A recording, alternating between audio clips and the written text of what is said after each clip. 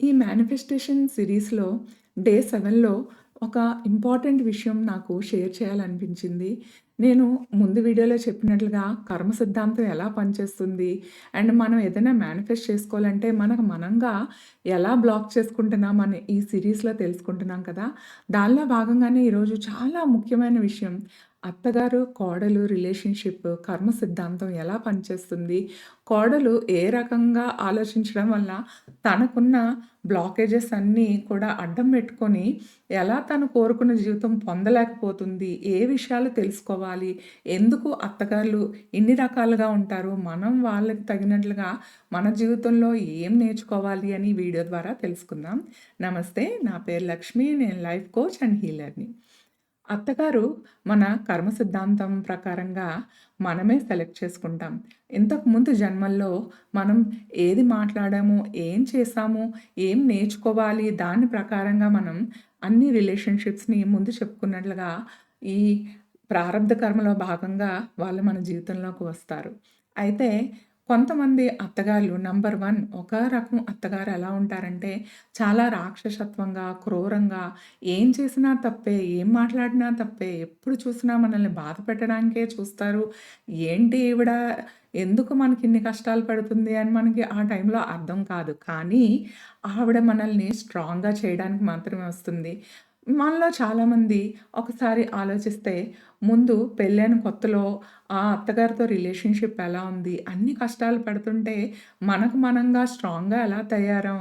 ఇందులోనే కర్మ సిద్ధాంతం దాగి ఉంది. ఎందుకంటే చాలామంది కోడళ్ళు తప్పదు నా జీవితం ఇంతే అని భరిస్తారు కానీ, ఆ జర్నీలో వాళ్ళకి వాళ్ళు స్ట్రాంగ్ అవుతూ ఈ సిట్యుయేషన్‌లో మనం ఏం చేయాలి? ఈవిడ ఇలా ఉంటే మనం ఎలా ఉండాలి అని నేర్చుకుంటూ వెళ్తాం కదా! అదే ఆవిడ ఒక గురువులా మన జీవితంలోకి వచ్చినట్టు.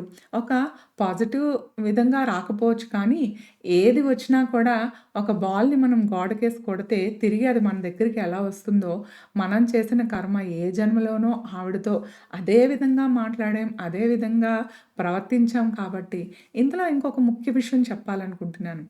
ఎవరైతే తప్పించుకోలేకపోతున్నారో, వెళ్ళిపోవాలనుకున్నా, దూరం అయిపోవాలనుకున్నా, ఈ అత్తాకోడలు రిలేషన్‌లో ఆవిడతో పాటు కలిసి ఉండాల్సిన పరిస్థితి ఉందో, ఖచ్చితంగా అది మన కర్మ సిద్ధాంతంలో భాగం మాత్రమే. సో, ఇలాంటప్పుడు మనం ఏం చేయాలి? మేనిఫెస్టేషన్‌కి, అత్తాకోడలు రిలేషన్‌కి సంబంధం ఏంటి అనుకుంటున్నారా? మీరు ఆవిడ గురించి ఏమనుకుంటున్నారు? బయటకు వెళ్ళి ఆమె గురించి పదే పదే ఏం మాట్లాడుతున్నారు? అదే మీరు మేనిఫెస్టేషన్ చేసుకుంటారు. ఎందుకంటే నా దగ్గరకొచ్చే చాలామంది క్లయింట్స్ ఎప్పుడు కూడా నేను రిలేషన్‌షిప్ కూడా కోచ్ కదా! అప్పుడు ఎక్కువ మంది ఇబ్బంది పడేది అత్తగారి విషయంలోనే.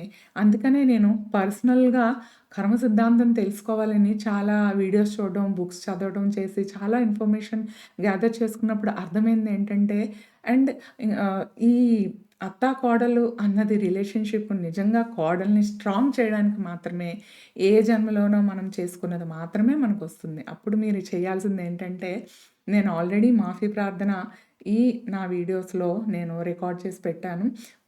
క్షమా ప్రార్థన ఏదైతే ఉందో, దాన్ని రోజు ఆవిడని తలుచుకొని మీకిష్టమున్నా లేకపోయినా, మీ జీవితంలో మీకు ఎవరైతే ఇబ్బంది పడుతున్నారో వాళ్ళందరిని ఒకసారి వాళ్ళని ఎవరైనా చాలా బాధపెట్టే వాళ్ళనైనా సరే మనసులో ఒక ఆలోచన తలుచుకొని, కళ్ళు మూసుకొని, ఆ ప్రార్థన మీరు రోజు జీవితాంతం చేశారంటే, కర్మలు మనం చేసింది అది ఎలాగో క్లీన్ అవ్వదు. కానీ దాని ఇంటెన్సిటీ తగ్గుతుంది. అన్ని ఇబ్బందులు పడే మనం చాలా వరకు మనలోనే మార్పు వచ్చి, మనం క్షమాపణ మనసా, వాచా, కర్మణ మనల్ని కష్టపెట్టే వాళ్ళని కూడా తలుచుకొని ఎప్పుడైతే ఆ ప్రార్థన చేస్తామో, మన జీవితంలో చాలా మార్పులు మనమే చూడవచ్చు. వాళ్ళ గురించి నెగెటివ్‌గా మాట్లాడి నాకే ఎందుకిలా జరుగుతుంది అని ఆవిడని ఇంకొక 4 మాటలు తిట్టి, తిరగబడి మళ్ళా కొత్త కర్మలు క్రియేట్ చేసుకోకండి. నాకు తెలుసు అది ఎంత కష్టంగా ఉంటుందో కానీ, ఇప్పటి నుంచి ఈ వీడియో మీరు చూస్తే గనక భగవంతుడు మీకు ఈ వీడియో నా ద్వారా ఒక ఛానల్ అనుకోని పంపించారనుకోని ఖచ్చితంగా మీరు ఆ క్షమా ప్రార్థన చేయటం మొదలుపెట్టండి. మీరే మీ జీవితంలో మార్పులను గమనిస్తారు. ఎలాగూ తప్పించుకోలేము. ఎలాగూ మనం చేసిందే మనకొస్తుంది. తిరిగి వాళ్ళని తిట్టి, ఎదిరించి, గొడవపడి కొత్త కర్మలు క్రియేట్ చేసుకోకుండా ఈ ప్రార్థనతో వాళ్ళని మన్నించమని అడిగి, మీకున్న క్రియామాన్ కర్మని క్లీన్ చేసుకోండి. మీకేం కావాలో దాని మీద ఫోకస్ పెట్టండి. ఏది మార్చుకోలేరో దాని మీద మీరు ఎక్కువగా ఆలోచన పెట్టి అసలు మాట కూడా మాట్లాడడం మానేస్తే మంచిదని నా ఎక్స్‌పీరియన్స్ ద్వారా, నా క్లయింట్స్ ఎక్స్‌పీరియన్సెస్ ద్వారా మీతో షేర్ చేసుకుంటున్నాను. ఇకపోతే రెండవ రకం అత్తగారు చాలా మంచి మనిషి ఉంటారు. వాళ్ళెప్పుడు కూడా కోడల్ని సపోర్ట్ చేస్తూ ఒక కూతురులా అంటే తల్లి కన్నా కూడా అత్తగారి దగ్గరుంటే ఎంతో అదృష్టం. మా అత్తగారే చాలా చూసుకుంటున్నారు అని కూడా నేను విన్నాను. నా క్లయింట్స్ అవ్వనియండి, తెలిసిన వాళ్ళు ఫ్రెండ్స్‌కి కూడా వాళ్ళ అత్తగారు చాలా చూసుకుంటారు. ఇంకా వాళ్ళ అమ్మొచ్చిన దానికన్నా వాళ్ళ అత్తగారు వస్తేనే వాళ్ళకి చాలా ఆనందం అని కూడా విన్నాను. అంటే వాళ్ళు పూర్వజన్మలో వాళ్ళిద్దరికీ అంత మంచి బంధం ఉంది. ఈ కోడలు చేసుకున్న పుణ్యం వలన అలాంటి అత్తగారిని ఆమె సెలెక్ట్ చేసుకుంది. అత్తగారు ఎప్పుడో రుణపడి ఉంది కాబట్టి ఈ జన్మలో కోడలికి ఆవిడ కూతురులా ప్రేమను పంచుతూ తనని కంటి పాపలా కాపాడుతుంది. ఇంకా మూడవ రకం అత్తగారుంటారు. వాళ్ళు గురువులా ఇది నువ్వు ఇలాగే చేయాలి అంటే స్ట్రిక్ట్‌గా నోరు పారేసుకొని గొడవ పడుతూ లేకపోతే ఇంకా ఎక్కువ ముద్దు చేస్తూ కాకుండా ఈ మూడో రకం అత్తగారు ఎలా ఉంటారంటే మనకేం కావాలో జీవితంలో నేర్పిస్తారు. ఇది ఇలా చేస్తే నీకు మంచిది, ఇలా ఉంటే మంచిది. అతిగా ప్రేమ కాదు, అతిగా కోపం కాదు. ఒక గురువు ఎలా ఉంటారో తన స్టూడెంట్ ఒక మంచి దారిలో వెళ్ళటానికి ఎలా హెల్ప్ చేస్తారో అంటే చదువుకోమని, ఉద్యోగం చేయమని, నీకెలా కావాలో అలా ఉండమ్మా, మాకు ఎలాగూ లేదు అని సపోర్ట్ చేస్తారు. ఇది మూడో రకం అత్తగారు. వాళ్ళ విషయంలో కూడా కొన్నిసార్లు ఇంత మంచిగా ఈ 2, 3 రకాల అత్తగారుల విషయంలో కోడళ్ళు కొంచెం డిఫరెంట్‌గా ప్రవర్తిస్తూ ఉంటారు.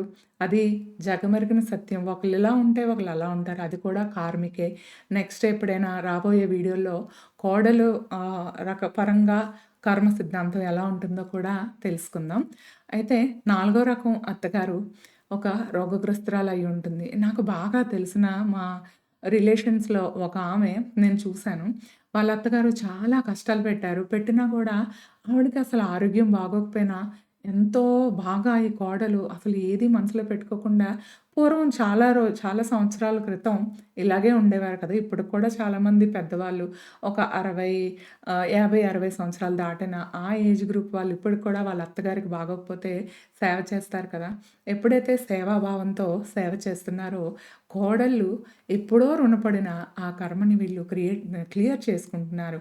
అదే గనక కొంతమంది సేవ చేయాల్సొస్తుంది అని చేస్తూ కూడా తిడుతూ ఉంటారో వాళ్ళు క్రియామాన్ కర్మని బాగు చేసుకోకుండా దాన్ని పాడు చేసుకుంటున్నారు. అంటే రాబోయే జన్మలకి అనవసరంగా ఈ కర్మ ఇక్కడితో అంతమైపోకుండా ఇంకా దాన్ని పెంచుకుంటూ అనవసరంగా కోపంతో ఆ సేవ చేయడం అనేది మానేస్తే మంచిది. చెప్పడం ఈజీనే అని ఎవరైనా అనుకోవచ్చు. కానీ ఇది కర్మ సిద్ధాంతం. మీరు ఈ జన్మలోనే ఈ కర్మ నుంచి విముక్తి పొందాలనుకుంటే చేసే పని ప్రేమగా చేయండి. మీకిష్టం లేకపోతే ఏ నర్స్‌నో లేకపోతే ఎవరైనా మీకు స్తోమత ఉండి పర్వాలేదు అని అనుకుంటే మాత్రం ఎవరినైనా కేర్‌టేకర్‌ని, ఒక హెల్పర్‌ని పెట్టుకోండి కానీ తిడుతూ మీ కర్మని మీరు పాడు చేసుకోవద్దు. ఇది నేను బాగా డీప్ రూటెడ్‌గా నేను రిసర్చ్ చేసి చెప్తున్న మాట. నేను సొంతంగా చెప్తున్నదేం కాదు. ఇది అందరికీ హెల్ప్ అవ్వాలని. అసలు నేను యూట్యూబ్ మొదలుపెట్టిందే నాకు తెలిసిన నాలెడ్జ్‌తో ఎవరికైనా కొంతమందికైనా హెల్ప్ అవ్వాలి అనే ఉద్దేశంతోనే. ఈ నాలుగో రకం అత్తగారు నేనిందాక చెప్పాను గదా! మా రిలేటివ్‌లో ఒక ఆమె. అత్తగారు ఎన్ని కష్టాలు పెట్టినా ఆమె సేవ చేసింది. లాస్ట్ మినిట్‌లో వాళ్ళ అత్తగారు చనిపోయేటప్పుడు చేతులు జోడించి క్షమించమని ఆ కళ్ళల్లో మాట రాని టైంలో కళ్ళల్లో అంత ప్రేమ, భావం ఇలాంటి కోడల్నా నేను బాధ పెట్టాను అన్న దీంతో ఆవిడ ఆ కళ్ళల్లో ఆ ప్రేమను చూడొచ్చు. అంటే ఆ కోడలు కంప్లీట్‌గా తన కర్మని క్లియర్ చేసుకున్నారు వాళ్ళ అత్తగారితో. ఎప్పుడు కోప్పడకుండా ప్రేమగా, సేవాభావంతో సేవ చేశారు. కాకపోతే ఆ కోడలు ఎవరైతే ఉన్నారో ఆమె కూడా సడెన్‌గా హార్ట్ అటాక్ వచ్చి చాలా అదృష్టమైన చావని చెప్పొచ్చు.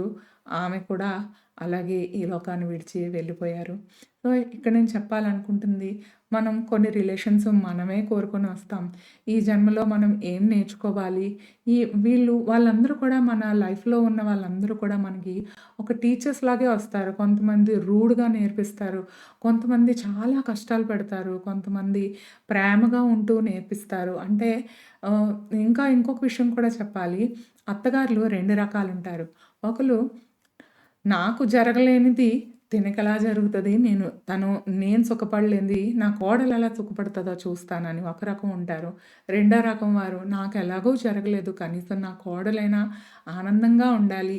నా ఇంటికొచ్చిన అమ్మాయి సంతోషంగా ఉండాలి అనుకునే వాళ్ళు ఇంకొక రకం ఉంటారు. అది కూడా మన కర్మను బట్టి ఆధారపడి ఉంటుంది. మనం చేసుకున్న పుణ్యకర్మలు. అయితే ఇంకొక విషయం చెప్పాలనుకుంటున్నా. పూర్వ కర్మలు, ప్రారబ్ధ కర్మలు, సంచిత కర్మలు మనం ఎలాగో మార్చుకోలేము. కానీ నేనిందాక చెప్పినట్టు మాఫీ ప్రార్థన చేస్తూ కర్మ యొక్క ఇంటెన్సిటీ కొంచెం మీరు తగ్గించుకోవచ్చు. అత్తగారు ఒకవేళ కష్టాలు పెడుతుంటే అత్తగారు ఇంకెవరైనా సరే వాళ్ళని తలుచుకొని రోజు పొద్దున్న లేవగానే క్షమాప్రార్థన మీ మనసులోంచి కొన్ని రోజులు రాకపోవచ్చు. కానీ మీకోసం మీరు క్షమాప్రార్థన చేస్తున్నారు కానీ వాళ్ళ కోసం కాదు. మీరు ఈ కర్మ నుంచి బయటపడటానికి అంటే కర్మ ఎలాగూ ఉంటుంది. దాని ఇంటెన్సిటీ తగ్గించుకొని, ఆ భగవంతుడి ఆశీర్వాదంతో మీరు కోరుకున్న జీవితం పొందాలంటే, మీ ఫోకస్ మొత్తం ఆవిడ ఎలా ఉంది, ఎలా కష్టాలు పడుతుంది కన్నా, మీకేం కావాలి, మీ జీవితంలో మీరు ఆనందంగా, సంతోషంగా, మనశ్శాంతిగా ఉండాలి అనుకుంటే, ఖచ్చితంగా మీరు ఈ మేనిఫెస్టేషన్ చేసుకునే మంచి మార్గంలో పాజిటివ్‌గా ఆలోచించాలని, అందరూ ఆనందంగా ఉండాలని మనసా వాచా కర్మణ కోరుకుంటున్నాను. అండ్ వీలైనంత వరకు ధ్యానం చేసుకోవడానికి ప్రయత్నించండి. ప్రశాంతంగా ఉండండి. జరిగేది జరుగుతుంది. జరిగేది జరక్క మానదు. కానీ ఈ జరిగిన దాన్ని మనం మార్చలేని దాని మీద ఫోకస్ పెట్టే కన్నా, ఏది మనం చేయాలి, ఏది మంచిది అని తెలుసుకొని క్రియామాన కర్మల్ని బాగు చేసుకోండి. ఈ వీడియో గనుక మీకు నచ్చితే please like, share and subscribe. నమస్తే.